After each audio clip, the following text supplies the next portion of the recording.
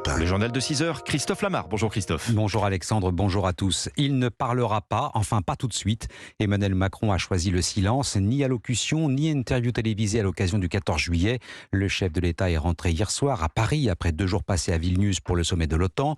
Et alors que le cap des 100 jours est en passe d'être franchi, le président choisit donc de temporiser un mutisme calculé, Jacques Serret. Oui, Emmanuel Macron se défend. Pour lui, la date de la fin des 100 jours et du rendez-vous avec les Français n'était pas précisée. D'abord, je n'ai pas coutume de repousser des choses qui ne sont pas programmées. Je crois avoir fait 2 fois des interviews du 14 juillet, donc vous m'accorderez avoir une certaine liberté avec cette pratique. Le 14 juillet avait pourtant bien été mentionné. Réponse du chef de l'État. Oui, j'ai dit que je ferai un point autour du 14 juillet. Je vous rassure, je ferai un point autour du 14 juillet. Mais je ne vous en ai donné ni la date ni la forme. Et je le donnerai en temps voulu. En coulisses, ces dernières semaines, il était pourtant bien prévu que le président s'exprime pour la fête nationale. Mais les émeutes sont passées par là. Surtout, il est perçu dans l'entourage présidentiel comme préférable de ne pas parler trop tôt, alors que le risque d'embrasement demain soir, notamment, est pris au sérieux.